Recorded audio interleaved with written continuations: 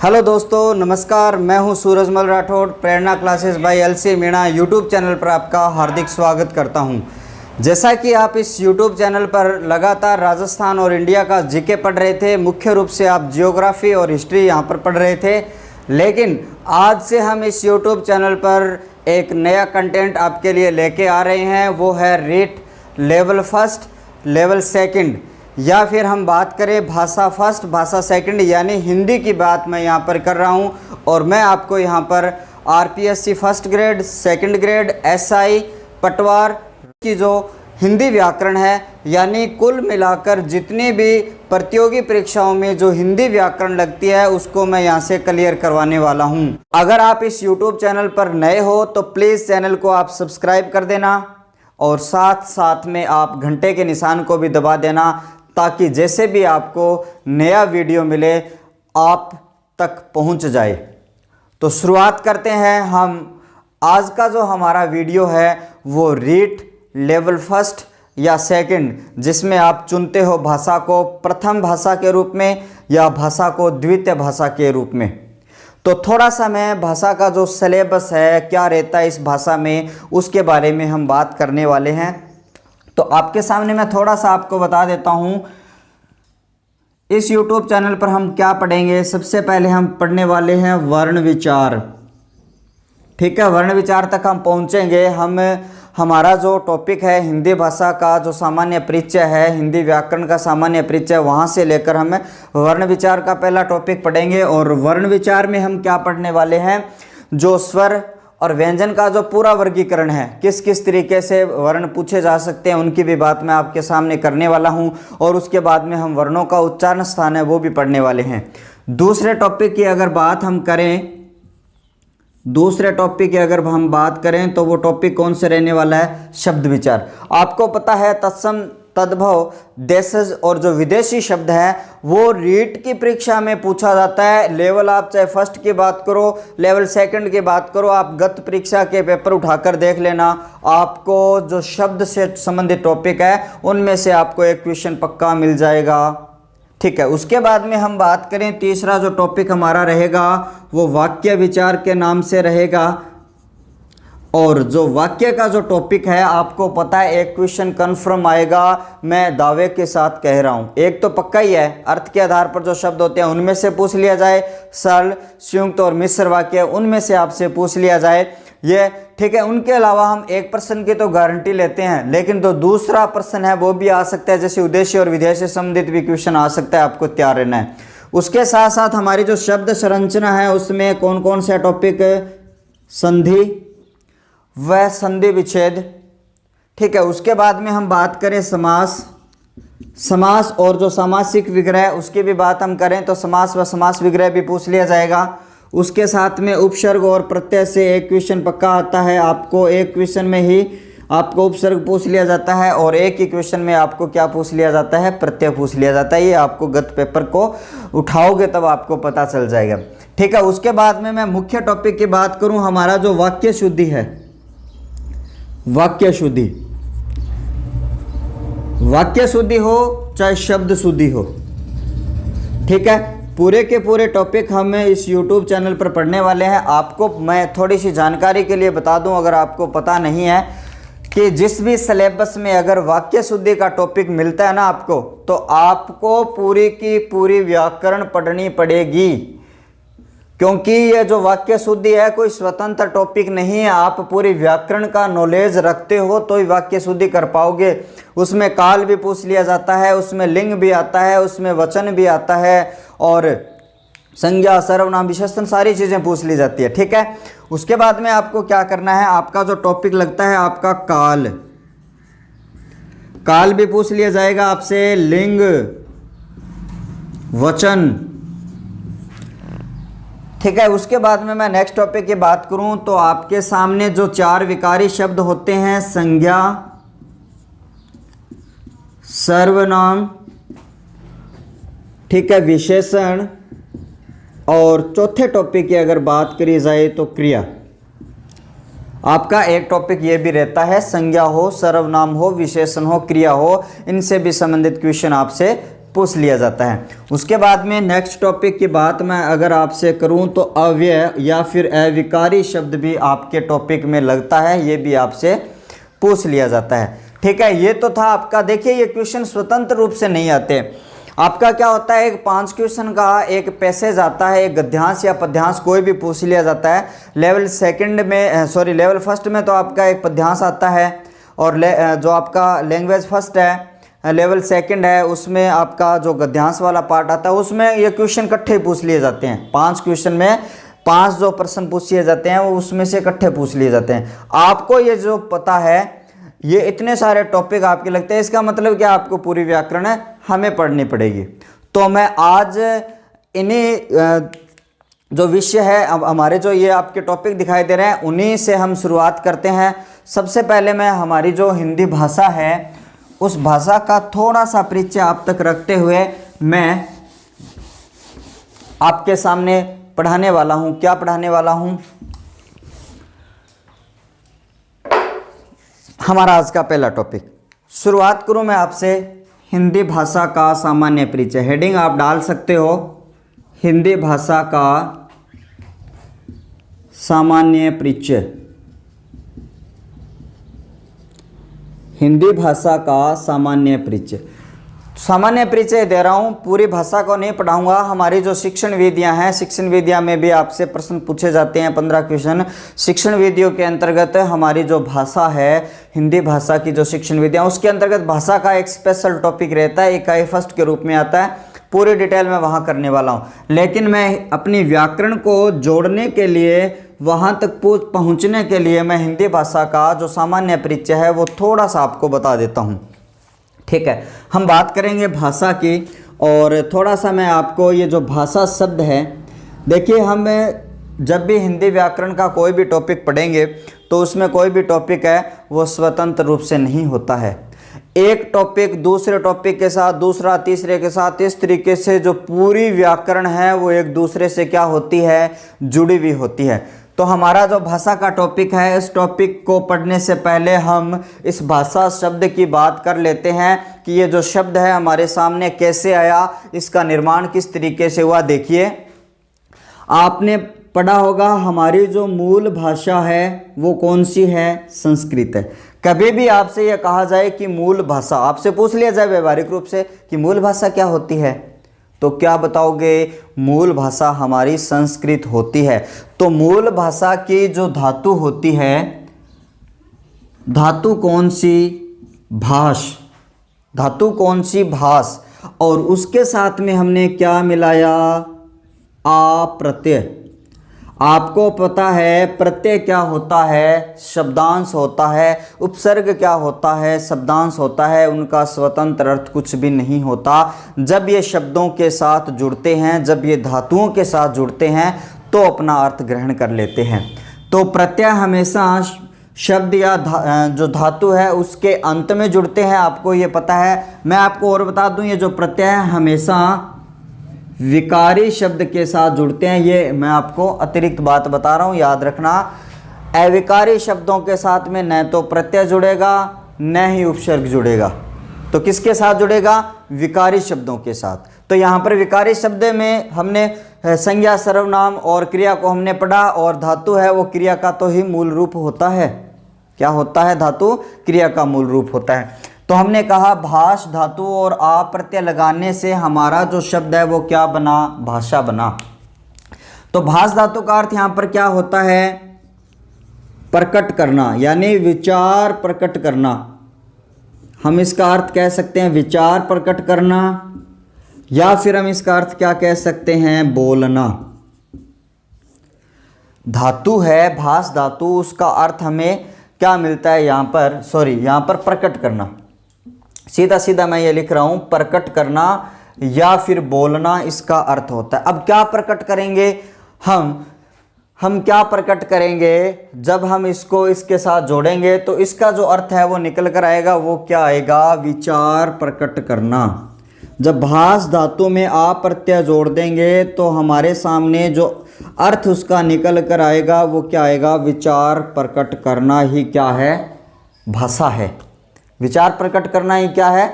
भाषा है। अब देखिए एक आपके सामने एक जो विचार शब्द आ रहा है, ठीक है, उस विचार शब्द के बारे में हम बात करते हैं। विचार शब्द के बारे में हम बात करते हैं कि ये विचार होता क्या है, किस तरीके के विचार होते हैं, क्या मेरे विचार आप समझ पाते हो, क्या आपके विचार मैं समझ पाता हूँ, अगर समझ पाते हैं तो वो किस रूप में समझ पाते हैं, उसका माध्यम कौन बनता है, उसका साधन कौन बनता है, उसकी बात मैं आपसे करने वाला हूँ।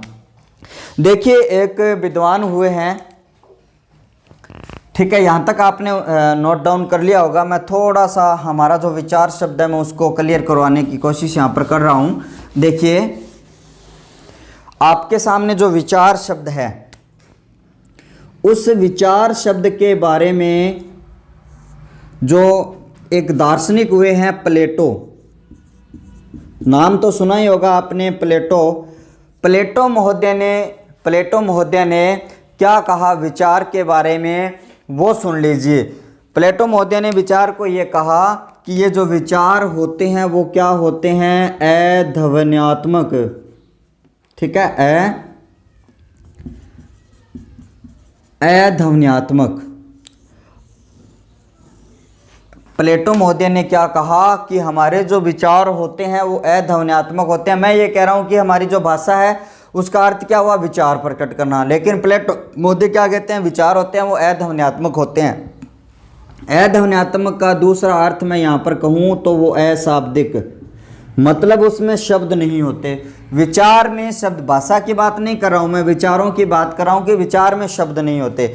देखिए कैसे, मैं एक छोटा सा आपके सामने लॉजिक से बता रहा हूँ। यहाँ पर कोई ए व्यक्ति है, ठीक है, यहाँ पर क्या है, कोई ए व्यक्ति है, मान लो ये ए व्यक्ति है और यहाँ पर ये क्या है, ये कोई वी व्यक्ति है। आपके सामने यहाँ पर ए व्यक्ति है और यहाँ पर वी व्यक्ति है, यानी ए व्यक्ति मैं हूं। यहाँ पर ए व्यक्ति को क्या मानेंगे हम, यानी ए व्यक्ति है वो मैं हूं, यानी ए है, यानी ये वाला पार्ट है वो मैं हूं, और ये वाला जो पार्ट है वो आप हो। आप देख पा रहे हो उसको कि ए मैं हूं और बी है आप। इस तरीके से इन्होंने बताया है कि ए व्यक्ति के जो विचार है, ए व्यक्ति के जो विचार हैं, ठीक है, उस व्यक्ति को यानी वी व्यक्ति को नहीं पता है। अब मैं क्या सोच रहा हूँ, मैं यहाँ पर अभी साइलेंट हूँ, मैं अब क्या सोच रहा हूँ आपको पता नहीं, मेरे विचार आपको पता नहीं, लेकिन ये विचार आपको कब पता चलेंगे, यानी अशाब्दिक है। उनको अगर मैं शाब्दिक बना दूँ, उन विचारों को अगर मैं क्या करूँ, उन विचारों को अगर मैं शाब्दिक बना दूं तो मेरे विचार आप समझ पाओ। यानी इस ए व्यक्ति के जो विचार है वो बी व्यक्ति को पता नहीं है, और बी व्यक्ति के विचार है वो ए व्यक्ति को पता नहीं है। कब पता चलेगा, जब ये व्यक्ति किसी चीज को माध्यम बनाएगा या किसी व्यक्ति कोई साधन बनाएगा, तब उनके विचार है वो क्या हो जाएंगे, वो विचार है वो शाब्दिक हो जाएंगे, ये वाला समझ पाएगा। तो वो माध्यम या वो भाषा, जो साधन है वो क्या होगा, वो भाषा होगा। आपको पता चल गया कि ए व्यक्ति के जो विचार हैं अगर वी व्यक्ति तक पहुंचाने हैं तो व्यक्ति को एक साधन का, एक माध्यम का प्रयोग करना पड़ेगा, और वो माध्यम क्या होगा, भाषा होगा। तभी तो प्लेटो ने क्या कहा कि वो अध्वन्यात्मक होते हैं विचार। उनको अगर शाब्दिक रूप में अगर प्रकट करना है तो हमें क्या करना पड़ेगा, भाषा के साधन का या भाषा के माध्यम का हमें प्रयोग करना पड़ेगा, ये कहा उन्होंने। अब देखिए उनका अध्वन्यात्मक से तात्पर्य क्या था। अध्वन्यात्मक से उनका, प्लेटो महोदय का क्या तात्पर्य था, जब इसको हम डिवाइड करेंगे शब्द को, अधन ध्वनि धन आत्मक, आपके सामने ये वाला जो फंडा है वो निकल कर आता है। अ उपसर्ग यहाँ पर है, ध्वनि मूल शब्द है, और आत्मक का मतलब, ए मतलब उपसर्ग है जिसका मतलब यहाँ पर नहीं है, ध्वनि का मतलब आवाज़, और आत्मक का मतलब स्वरूप। यानी विचार वे हैं जिनमें आवाज़ का स्वरूप नहीं होता। यही तो बात मैं यहाँ पर बता रहा हूँ कि विचार ए व्यक्ति के वो हैं जिनमें ध्वनि का, आवाज़ का कोई स्वरूप नहीं है, लेकिन उसको शाब्दिक रूप, ध्वन्यात्मक कैसे बनाएंगे, शाब्दिक रूप कैसे देंगे हमें, जब उसको भाषा के साधन का जामा हम पहनाएंगे, तभी प्लेटो ने क्या कहा कि विचार है वो अशाब्दिक होते हैं। जब तक उसे भाषा की अभिव्यक्ति का माध्यम न बनाया जाए, कोई भी अभिव्यक्ति उसका माध्यम न बनाया जाए, तब तक कोई भी किसी का विचार है वो समझ नहीं पाता। और वो विचार समझाने के लिए हमें किसका सहारा लेना पड़ता है? हमें इस भाषा का सहारा लेना पड़ता है। अब प्लेटो महोदय ने भाषा की जो परिभाषा है वो किस तरीके से दी है उसको मैं बता रहा हूँ। अगर आप नोट डाउन करना चाहते हैं तो नोट डाउन आप करो, उसके बाद में मैं उसको फेयर करके आगे प्लेटो महोदय की परिभाषा और उसके बाद में हम मुख्य परिभाषा की ओर लौटने वाले हैं।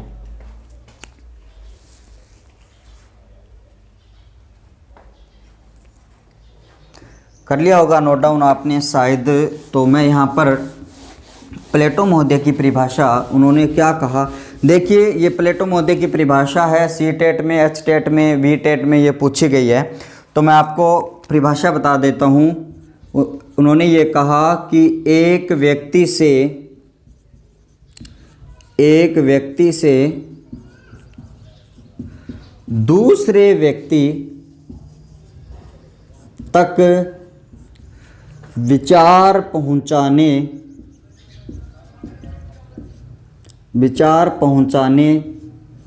के साधन को भाषा कहते हैं। यहाँ तक की बात आपके समझ में आई होगी। वही बात कर रहा हूँ मैं अभी। आपने एक डायग्राम के माध्यम से मैंने आपको समझाया। मैंने ये कहा कि एक व्यक्ति है जो इस साइड में था, दूसरा व्यक्ति है जो इस साइड में था।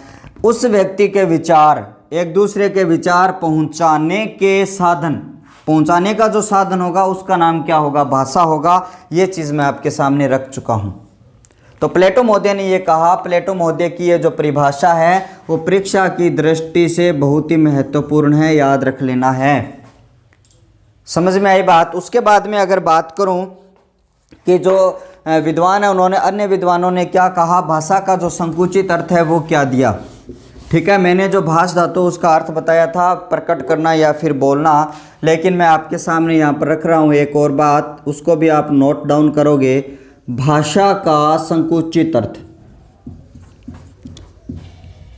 भाषा का संकुचित अर्थ।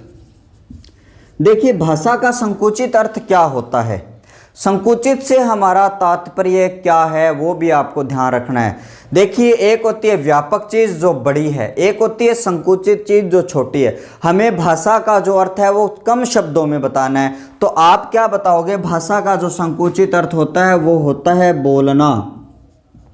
क्या होता है? बोलना होता है। संस्कृत आचार्य थे, उन्होंने संकुचित अर्थ में क्या कहा? व्यक्तम वाणी भाषायाम, व्यक्तम वाणी भाषायाम। ये बात आपके समझ में आई होगी। संस्कृत आचार्य थे, उन्होंने ये कहा कि व्यक्तम वाणी भाषायाम, यानी जो वाणी व्यक्त की जाए, जिनको बोला जाए, वही तो भाषा है। जो मैं बोल रहा हूँ वो भाषा है। अगर मैं नहीं बोलता, मेरे विचार आप तक नहीं लेके आता, तो आप नहीं समझ पाते कि आप क्या पढ़ाने वाले हो।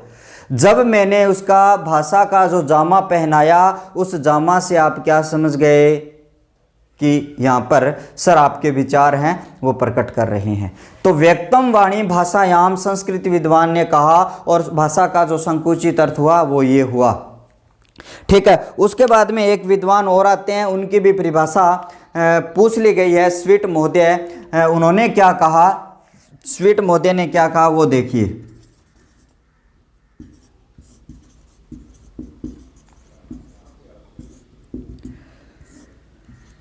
स्वीट महोदय ने यह कहा कि ध्वन्यात्मक विचारों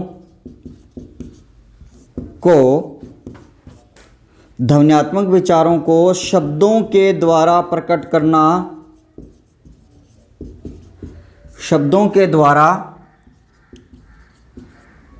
करना भाषा है।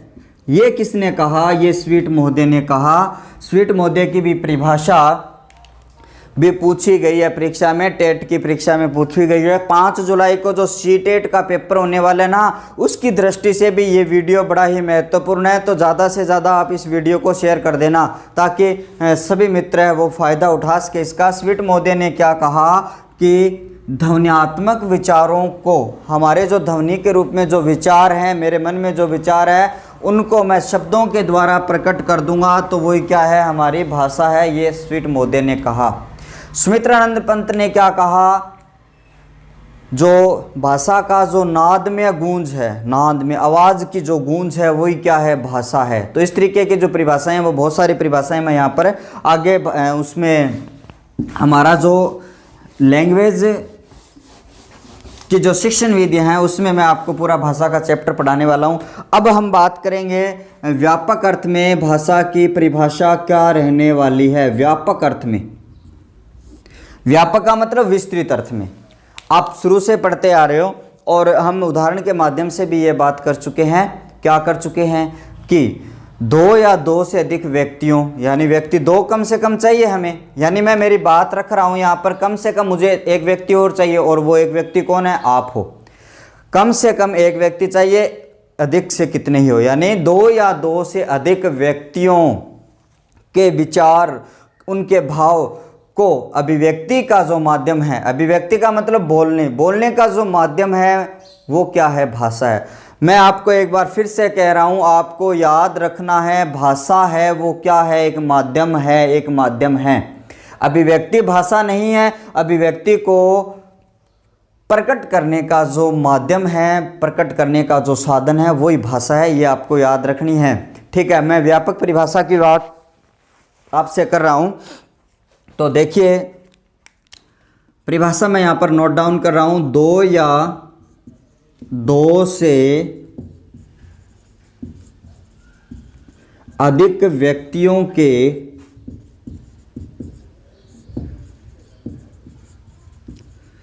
विचारों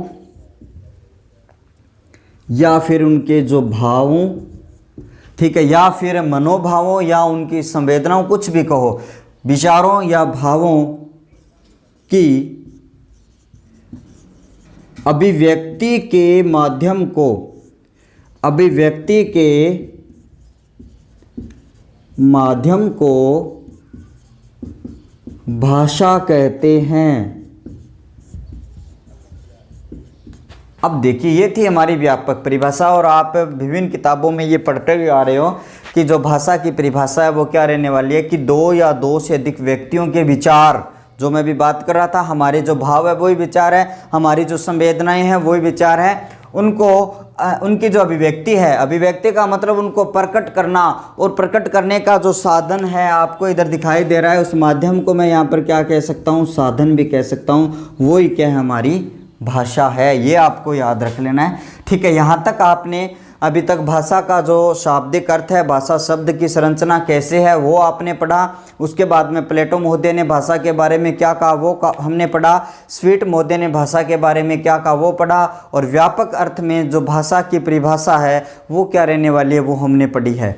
उसके बाद में जब हम प्रकारों की ओर लौटें, तो मैं आपको जो भाषा के जो प्रकार हैं उनके बारे में मैं आपको थोड़ा सा बता दूं, क्योंकि विस्तृत चर्चा मैं यहाँ पर नहीं करने वाला हूँ। सिर्फ मैं आपको व्याकरण तक लेके जा रहा हूँ, कि व्याकरण के टॉपिक तक मैं आपसे पहुँचने की कोशिश कर रहा हूँ। तो भाषा के प्रकार, तो जो भाषा के प्रकार हैं आपको याद रख लेने हैं। आपको पूछे जाएं तो भाषा के जो प्रकार है वो कितने होते हैं, 3 प्रकार होते हैं, ठीक है। एक मैं रेखा चित्र के माध्यम से तीनों प्रकारों को यहाँ स्पष्ट करूँगा, देखिए, ठीक है। और यहाँ पर दूसरा प्रकार आ जाएगा, और यहाँ पर क्या आ जाएगा, तीसरा प्रकार आने वाला है। पहला प्रकार, कोई भी भाषा होती है सबसे पहले वो मौखिक होती है। याद रखना, कोई भी भाषा होती है वो सबसे पहले क्या होती है, मौखिक होती है। जैसे मैं ये बोल रहा हूँ कि भाषा मौखिक है, इसको मैंने मुख द्वारा बोलकर बताया मौखिक है, लेकिन मैं उसको जैसे यहाँ पर लिख दूंगा तो वो क्या हो जाएगी, लिखित हो जाएगी। यानी सबसे पहले हम बात करेंगे मौखिक भाषा की, ठीक है। उसके बाद में हमारी जो दूसरी भाषा है वो कौन सी हो जाएगी, लिखित भाषा हो जाएगी, ठीक है। मैंने बोला, फिर मैंने उसको लिखा, भाषा मौखिक से वो लिखित की ओर चली गई। लेकिन आप जब एक गाड़ी ड्राइव कर रहे हो और आप जा रहे हो और कोई शहर से आप गुजर रहे हो, वहाँ पर जब हाईवे पर होते हो तो वहाँ पर रेड बत्ती सिग्नल होता है, जहाँ से आपने रेड लाइट का ऑन होना देखा तो आपने गाड़ी वहाँ रोक ली, ठीक है। आपने इस प्रकार से हाथ का इशारा देखा, आपने गाड़ी रोक ली। ठीक है, सामने जो व्यक्ति खड़ा था उसने आपको कहा नहीं भी आप गाड़ी को रोको, लेकिन आपको क्या ये संकेत हुआ आपको, और उस संकेत के कारण आपने क्या कहा, आपने गाड़ी को रोक लिया। आपके समझ में आ गया कि अगला व्यक्ति क्या कहना चाह रहा है कि गाड़ी रोको। अर्थात वो भाषा कौन सी है, आपकी सांकेतिक भाषा है।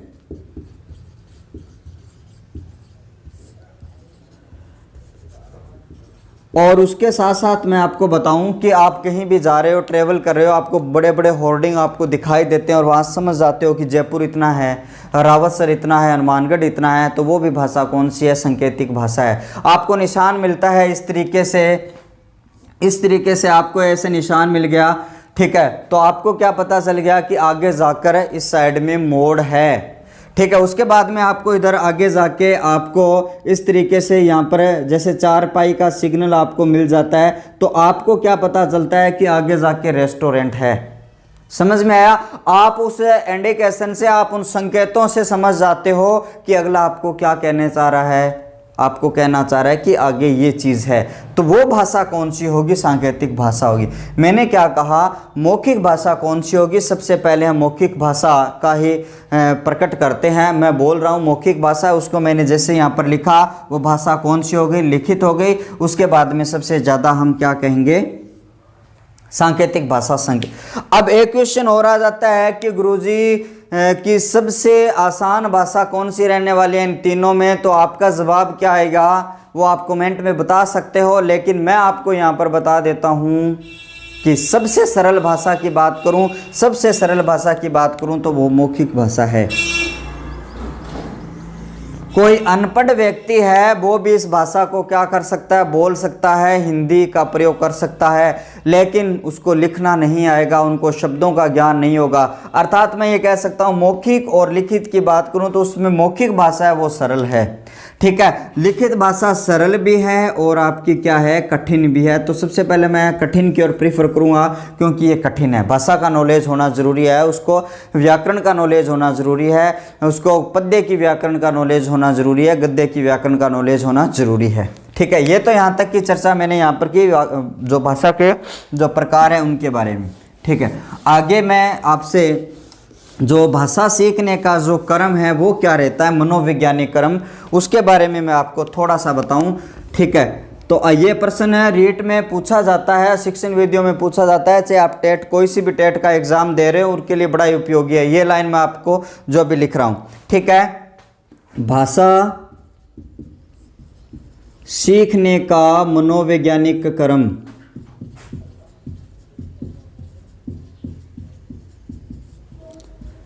भाषा सीखने का मनोवैज्ञानिक क्रम।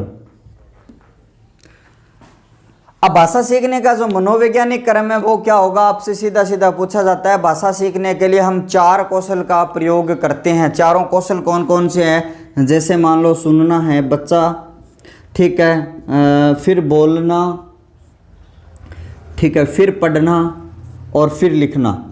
ये जो 4 आपको ये कौशल दिखाई दे रहे हैं, ये भाषा सीखने के 4 स्टेप है, 4 कौशल है, 4 आपको अंग दिखाई दे रहे हैं। सबसे बच्चा जन्म लेता है तो वो सुनता है, सबसे पहले सुनता है, ठीक है। उसके बाद में वो चाहे किसी प्रकार से बोलने की कोशिश करता है, बोल नहीं पाता है, फिर बोलता है, फिर वो पढ़ना सीखता है और फिर वो क्या करता है, लिखना सीखता है। तो उसी प्रकार से जो भाषा का मनोवैज्ञानिक क्रम रहने वाला है वो सभी शिक्षा शास्त्री है, मनोवैज्ञानिक है, विद्वान है, उन्होंने क्या माना कि सबसे पहले क्या होगा, सुनेगा, यानी बच्चा सुनता है, उसके बाद में बच्चा बोलने की कोशिश करता है और उसके बाद में वो क्या करता है, उसके बाद में वो क्या करेगा, पढ़ेगा, यानी पढ़ना शुरू करता है और उसके बाद में वो लिखना शुरू करता है। सभी शिक्षा शास्त्री, सभी मनोवैज्ञानिक, सभी विद्वान वो ये कहते हैं सबसे पहले सुनेंगे, बोलना, पढ़ना, लिखना, ठीक है। लेकिन ये तो हुआ हिंदी में ये सीखने का क्रम। सुनने को हम लिसन कहेंगे, बोलने को हम साउंड कहेंगे, पढ़ने को हम रीड कहेंगे और लिखने को हम राइट कहेंगे। आपके सामने अंग्रेजी में LSRW आपने सुना होगा, ये भाषा सीखने का मनोवैज्ञानिक क्रम है। संस्कृत की बात करूं तो श्रवण सुनना, वदन बोलना, ठीक है, वाचन, ठीक है, पढ़ना, और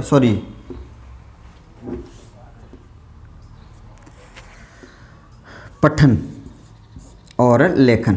थोड़ा सा यहाँ पर मिस हो गया। देखिए संस्कृत में क्या होगा, श्रवण, वदन, पठन और लेखन। इस तरीके से ये मनोवैज्ञानिक है वो कर्म रहने वाला है, ये आपको याद रख लेना है। लेकिन एक जो शिक्षा शास्त्री है, महिला है, मारिया मोंटेसरी, आपने सुना ही होगा अगर आप थोड़ा शिक्षण विधियों का नॉलेज रखते हो। तो मारिया मोंटेसरी है वो क्या कहती है इन कर्म के बारे में, तो उनकी बात और सुन लेना, आपसे वो भी पूछा जा सकता है। मारिया मोंटेसरी के अनुसार, मारिया मोंटेसरी, अब मारिया मोंटेसरी कौन थी, ये खेल विधि की जनक है। आपको पता है ये कौन है, खेल विधि की जनक। और ये कहते हैं कि बच्चों को खेल खेल के माध्यम से हमें शिक्षा देनी चाहिए, वो खेल के माध्यम से अच्छी तरीके से सीख पाता है, उनको उसी तरीके से पढ़ाना चाहिए। मारिया मोंटेसरी ने इस क्रम को किस अनुसार सेट किया वो आप थोड़ा जान लेना और आपका क्वेश्चन कभी गलत नहीं होगा। सुनना को उन्होंने पहले ही रखा, उन्होंने कहा कि एक बच्चा है वो सबसे पहले सुनेगा, फिर एक बच्चा है वो सबसे पहले बोलेगा। लेकिन मोंटेसरी इधर आके यहाँ पर गड़बड़ कर देती है, लिखना को पहले लेके आती है कि बच्चा पहले लिखना सीखता है और फिर बच्चा है वो बाद में पढ़ना सीखता है। ठीक है, उनका जो मनोवैज्ञानिक क्रम है वो इस प्रकार से रहने वाला है, तो उसके बात हम कर रहे हैं।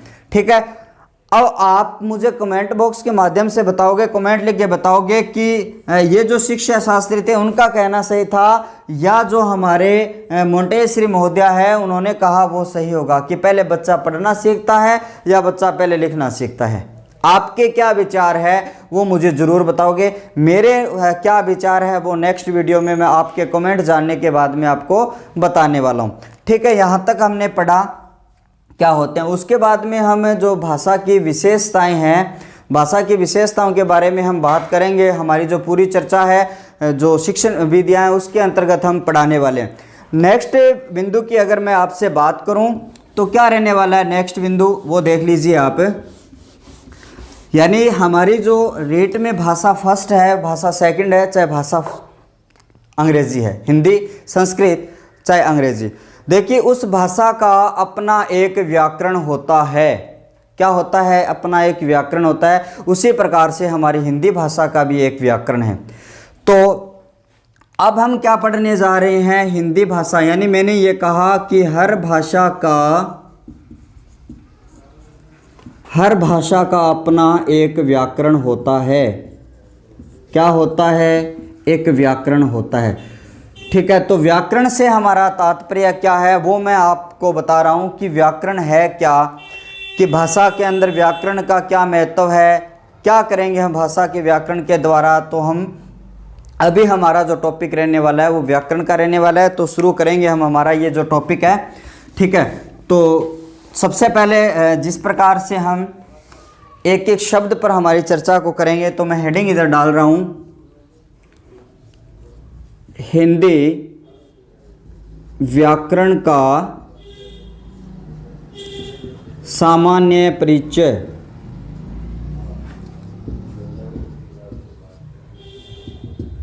अब सामान्य परिचय पढ़ाने वाला हूं मैं इधर व्याकरण का, कि व्याकरण शब्द है वो कैसे बना, इसका अर्थ क्या होता है, इसका काम क्या होता है, वास्तव में देखा जाए तो व्याकरण है क्या, उसके बारे में मैं आपसे बात करूं। तो सबसे पहले इधर इस शब्द को मैं इधर उठा रहा हूं कि व्याकरण क्या है।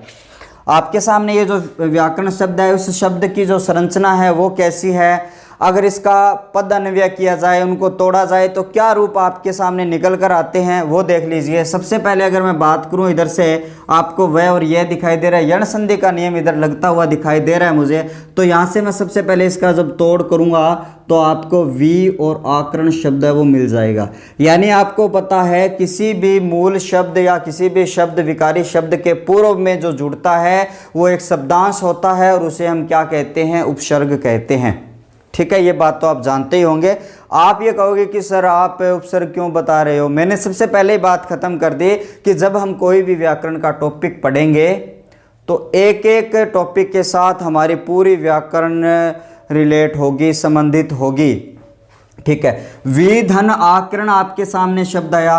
क्या गुरुजी हम इस आकरण को और तोड़ सकते हैं? हाँ जरूर तोड़ सकते हो। कैसे तोड़ोगे मैं भी आपको बता देता हूँ। ठीक है, इसको हम नहीं हिलाएंगे। अब देखिए आकरण है, देखिए इसमें आपके सामने निकल कर आता है आ, फिर आपको एक उपसर्ग और मिल जाता है आ, और उसके बाद में एक शब्द और बच जाता है करण। समझ में आई बात? आ वी धन आ धन करण। क्या गुरुजी ये अंतिम तोड़ है? ना जी, ये अंतिम तोड़ नहीं है, एक तोड़ इसका और करेंगे हम। देखिए इस करण शब्द को मैं और तोड़ देता हूँ। करी धातु के साथ में जब हमने अन प्रत्यय लगाया तो आपके सामने इसका फाइनल तोड़ आपके सामने मिल जाता है।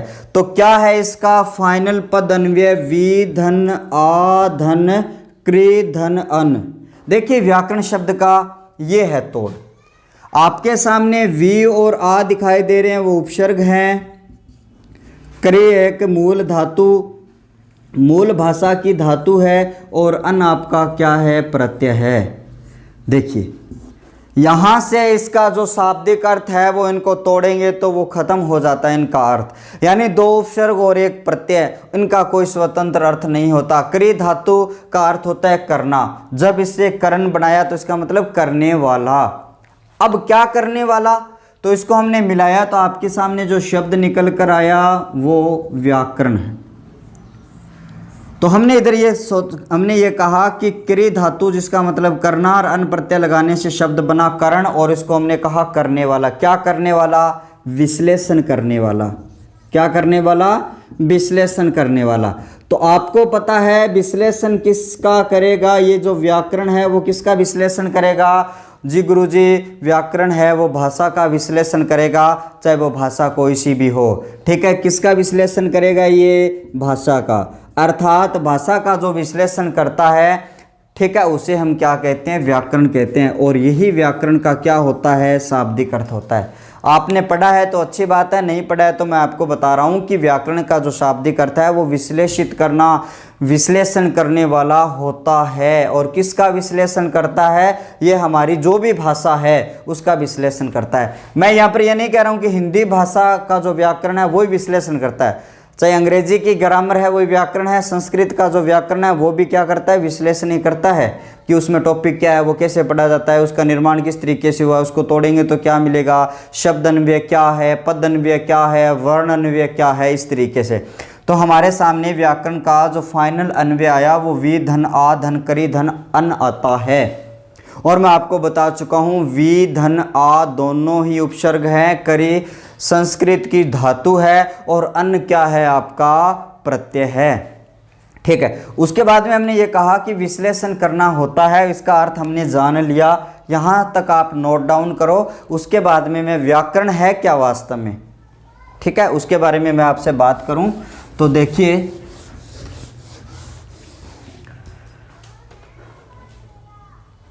तो व्याकरण शब्द के बारे में हमने जान लिया, व्याकरण शब्द की कहानी हमने जान ली। तो ये व्याकरण है क्या गुरुजी? ठीक है, तो व्याकरण क्या है भी देखो, आपको पता होगा ये एक पुस्तक है। ठीक है, इसे हम क्या कहेंगे? ये एक पुस्तक है। ये क्या है? एक ग्रंथ है। ठीक है, ये एक शास्त्र है, या एक संस्करण है, या फिर हम इसको एक नाम और दे देते हैं, या एक रचना है। अर्थात आपके सामने बहुत सारे शब्द आए कि व्याकरण या तो एक पुस्तक है, या एक ग्रंथ है, या शास्त्र है, या व्याकरण है, या फिर एक रचना है। और उस रचना में हम क्या पढ़ते हैं? उसमें हमें भाषा को शुद्धता प्रदान करने के नियम पढ़ते हैं। उसमें क्या पढ़ते हैं? शुद्धता प्रदान करने के नियम पढ़ते हैं। क्लियर यहाँ तक? मैंने ये कहा जो व्याकरण है वो एक पुस्तक है, एक ग्रंथ है, एक शास्त्र है, एक संस्करण है, एक रचना है। तो ये रचना क्या करेगी? ये रचना भाषा को शुद्धता प्रदान करने के नियमों का ज्ञान हमें करवाएगी। तो इसी हिसाब से हमें भाषा की जो परिभाषा है उसको जाने। क्या रहेगी भाषा की जो परिभाषा है? देखिए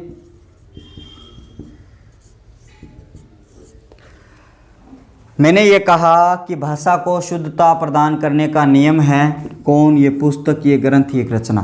तो यहाँ पर देखिए व्याकरण एक ऐसा ग्रंथ है, व्याकरण एक ऐसा ग्रंथ है जिसके माध्यम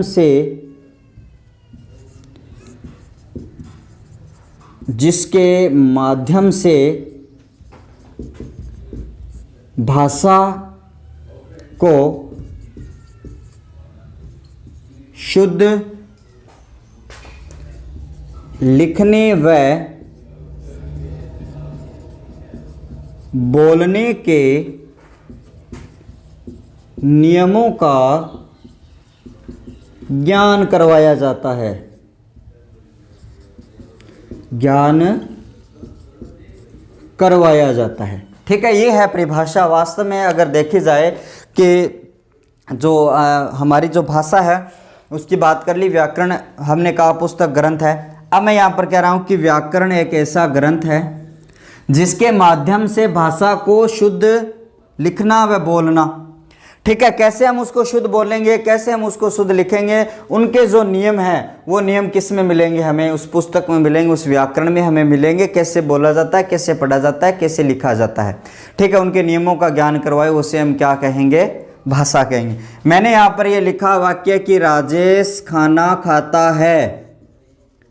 राजेश खाना खाता है।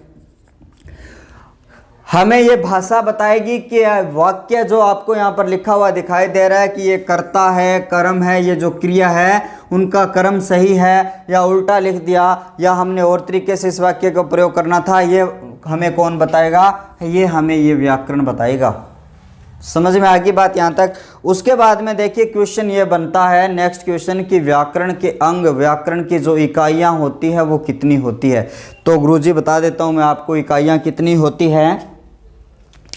तो यहाँ तक आपने नोट डाउन कर लिया होगा, तो आप वीडियो को रोककर भी यहाँ से नोट डाउन कर सकते हो। व्याकरण के अंगों की मैं बात आपसे करूँ तो देखिए, जो व्याकरण के अंग है, व्याकरण के अंग आपको स्पष्ट रूप से माध्यमिक शिक्षा बोर्ड की जो पुस्तक आती है उसके आधार पर आपको याद रखना है। व्याकरण के जो अंग होते हैं वो अंग कितने होंगे, 3 अंग होंगे।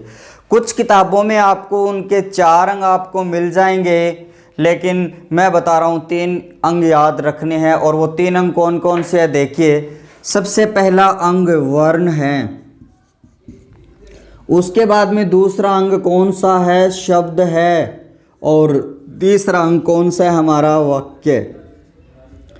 वास्तव में देखा जाए तो हमारी व्याकरण वर्ण, शब्द और वाक्य पर डिपेंड होती, और यही 3 इकाइयाँ, यही 3 अंग होते हैं। लेकिन कुछ लोगों ने 4 अंग बनाए, वो कौन से, हम वहाँ तक आपको बता देता हूँ। आपको शब्द दिखाई दे रहा है, उसका एक और अंग होता है जिसे हम कहते हैं पद।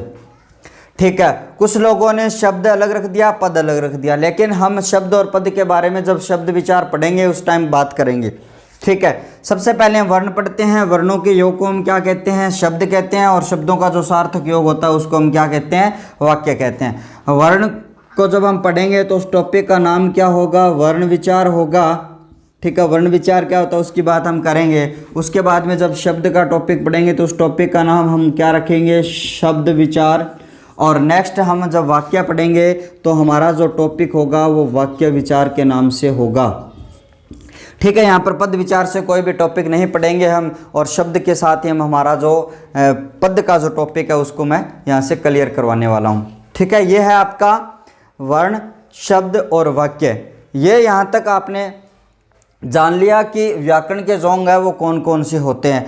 अब मैं एक क्वेश्चन और आप सबके लिए शायद नई होगी, मेरी क्लास में तो आपको मिल जाएगी मेरे दूसरे चैनल पर, लेकिन इस क्लास के लिए नई है। और जिन स्टूडेंट्स के लिए जो आगे बता रहा हूँ बात वो नई हो तो मुझे ज़रूर कमेंट में के माध्यम से बताएं आपको क्या बता रहा हूँ। जो व्याकरण है उसके पक्ष, जिन जिन को पता है व्याकरण के कितने पक्ष होते हैं वो मुझे ज़रूर बताओगे।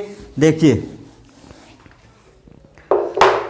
व्याकरण के पक्ष क्या पढ़ रहे हैं टॉपिक, सर हम व्याकरण के पक्ष पढ़ रहे हैं। तो व्याकरण के कितने पक्ष होते हैं, 2 पक्ष होते हैं। और किस आधार पर, शब्द संरचना के आधार पर अगर हम बात करें तो शब्द संरचना के आधार पर इसके क्या होते हैं, 2 पक्ष होते हैं।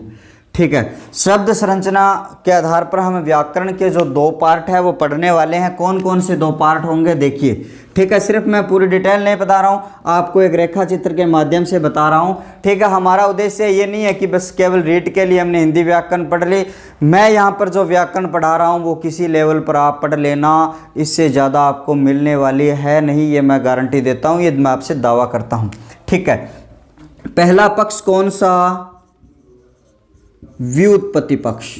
पहला पक्ष कौन सा? व्युत्पत्ति पक्ष। देखिए व्युत्पत्ति पक्ष का क्या काम है वो मैं आपके सामने भी रखने वाला हूं। दूसरा पक्ष क्या? व्याख्यात्मक। व्याख्यात्मक पक्ष। आपके सामने 2 पक्ष निकल कर आते हैं व्याकरण के, तो वो व्युत्पत्ति पक्ष होगा और दूसरा पक्ष होगा व्याख्यात्मक पक्ष होगा। गुरुजी तो ये व्युत्पत्ति पक्ष क्या करेगा और व्याख्यात्मक पक्ष क्या करेगा? हाँ जी, मैं अभी बताने वाला हूं आपको कि व्युत्पत्ति पक्ष का काम क्या है। शब्द निर्माण का काम है। किसका? हिंदी व्याकरण में जो शब्द निर्माण है उसका काम कौन करता है? हिंदी व्याकरण का जो व्युत्पत्ति पक्ष है वो करता है, ठीक है। गुरुजी ये इन्होंने शब्द का निर्माण तो कर दिया, लेकिन शब्दों का परिचय कौन देगा? तो शब्दों का जो परिचय देगा वो कौन देगा? ये देगा व्याख्यात्मक पक्ष, यानी पद परिचय, ठीक है। सीनियर के बच्चे भी मेरे साथ जुड़े हैं तो उनको बता देता हूँ, आपके पद परिचय अलग से लगते हैं, तो आपका पद परिचय वाला पार्ट कौन सा हो जाएगा? व्याख्यात्मक पक्ष वाला पार्ट हो जाएगा। अब देखिए व्युत्पत्ति पक्ष आपने ये कहा, तो व्युत्पत्ति पक्ष से भी 4 प्रकार का होता है। कितने प्रकार का होता है? 4 प्रकार का होता है। और वो 4 प्रकार कौन कौन से हैं मैं आपको बता देता हूं। संधि, ठीक है, समास, उपसर्ग और प्रत्यय। हिंदी व्याकरण के ये जो 4 टॉपिक आपको दिखाई दे रहे हैं, जिसमें संधि है, समास है, उपसर्ग है, प्रत्यय है, वो शब्दों का निर्माण करते हैं, ठीक है। जैसे एक शब्द था विद्या और दूसरा है आल्य। विद्या का अर्थ ज्ञान और आल्य का मतलब घर, लेकिन दोनों को मिलाया, संधि दोनों में कर दी, तो शब्द कौन सा आया? विद्यालय। और दोनों का अर्थ क्या हुआ? विद्या का जो घर है वो क्या है? विद्यालय है। समास क्या है गुरुजी? यहाँ से शब्द का निर्माण कैसे होता है वो आपको बता देता हूँ। जैसे एक शब्द है रेल पर चलने वाली गाड़ी, आपके सामने इतना सारा वाक्य था, ठीक है, पहले बोला जाता था इस तरीके से। समास की आवश्यकता क्यों पड़ी उसकी बात मैं टॉपिक में करूंगा। रेल से चलने वाली जो गाड़ी है उसके लिए हमने नया शब्द बना दिया, रेलगाड़ी, शब्द बन गया। उपसर्ग क्या है जी? देखिए मैंने ये कहा एक हार शब्द है जो गले में पहना जाता है, माला होती है हार, उसमें आ उपसर्ग जोड़ दो, आहार बन गया, समझ में आई? उपसर्ग जोड़ दो, उपहार बन गया, नया शब्द बन गया, शब्द का निर्माण हो गया। तो गुरुजी ये प्रत्यय क्या है? तो प्रत्यय का भी ये काम है। मैंने ये कहा कवि शब्द होता है, उसमें यह प्रत्यय जोड़ दो, नया शब्द बन गया काव्य। सुंदर शब्द होता है, उसमें यह प्रत्यय जोड़ दो, सौंदर्य बन गया। मधुर शब्द है, उसमें यह प्रत्यय जोड़ दो, माधुर्य बन गया। तो इसने भी क्या कहा, जो हमारा उपसर्ग है, संधि है, समास है, वो शब्दों का निर्माण ही करता है और क्या करता है। समझ में आ रहा होगा? यहाँ तक समझ में आ रहा है तो मुझे ज़रूर लिख के बताओगे, ऐसा मज़ा नहीं आने वाला है, ठीक है। उसके बाद में मैं बात करूँ कि हमारा जो पद परिचय है वो कितने प्रकार का होता है। तो हमारा जो पद परिचय होता है जी वो होता है 3 प्रकार का। पहला विकारी शब्द, ठीक है। दूसरा कौन सा होता है? अविकारी शब्द। और तीसरा प्रकार कौन सा होता है? तीसरा प्रकार आपका होता है विकारक। तीसरा प्रकार कौन सा होता है? विकारक होता है। अब देखिए विकारी शब्द हम टॉपिक पढ़ेंगे अलग से, अविकारी भी पढ़ेंगे और विकारक भी पढ़ेंगे, लेकिन है क्या ये विकारी और विकारक, उनके बारे में बता दूं। विकारी वे शब्द जिनमें विकार आ जाए, जिनमें परिवर्तन हो जाए, कंडीशन लगने पर परिवर्तन हो जाए, वो विकारी है। कंडीशन चाहे कोई सी भी रहे, अविकारी में कोई परिवर्तन नहीं होता है। और विकारी क्या, विकारक क्या करते हैं? इन अविकारियों में परिवर्तन का जो कारण होता है, इनकी वजह से इनमें परिवर्तन नहीं आता, लेकिन विकारकों की वजह से इन विकारियों में क्या आ जाता है? परिवर्तन आ जाता है। उसकी भी बात मैं आपसे करने वाला हूं। अब ये भी 4 होते हैं विकारी, संज्ञा, सर्वनाम, और तीसरा विशेषण, और चौथी क्रिया। ये क्या होते हैं? विकारी होते हैं। उसके बाद में मैं बात करूं आपसे उसके बाद मैं आपसे बात करूं तो आपका जो अविकारी है ये भी कितने होते हैं, 4 होते हैं। जैसे पहले बात करते हैं क्रिया विशेषण की, ठीक है। दूसरे पॉइंट की अगर मैं बात करूं आपसे समुच्चय, और तीसरे बिंदु की अगर बात करूं मैं तो संबंध बोधक, और चौथे की बात करूं तो मैं आपका क्या हो जाएगा, विस्मयादि बोधक, ठीक है। ये जो 4 शब्द होते हैं वो अविकारी होते हैं, इनकी डिटेल हम अलग से पढ़ने वाले हैं। अब देखिए विकारक कौन से होते हैं। लिंग, वचन, कारक, पुरुष, काल आदि आदि जो होते हैं वो विकारक होते हैं। लिंग, वचन, पुरुष और काल, वाच्य, ठीक है। ये जो आपको टॉपिक दिखाई दे रहे हैं ये सारे क्या होते हैं, जैसे एक टॉपिक और है कारक, ये क्या होते हैं, ये होते हैं आपके विकारक। इनकी वजह से इन विकारियों में क्या आ जाता है, परिवर्तन आ जाता है, ठीक है। ये है हमारा व्याकरण का एक सामान्य परिचय, व्याकरण की परिभाषा, शब्द, और हमने व्याकरण है क्या, ठीक है। उसके बाद में अंग कितने होते हैं, व्याकरण के जो पक्ष होते हैं वो कितने होते हैं, उनकी हमने डिटेल से चर्चा की है। तो दोस्तों आप मुझे कमेंट बॉक्स के माध्यम से बताओगे ये पहली क्लास आपको कैसी लगी, और इसी नई ऊर्जा के साथ मैं आपके सामने हर बार रूबरू होने वाला हूँ। चैनल को सब्सक्राइब कर देना, लाइक कर देना और शेयर कर देना। धन्यवाद। नेक्स्ट में हम वर्ण विचार पढ़ने वाले हैं, कहीं जाइएगा नहीं, जरूर जुड़िएगा मेरे साथ।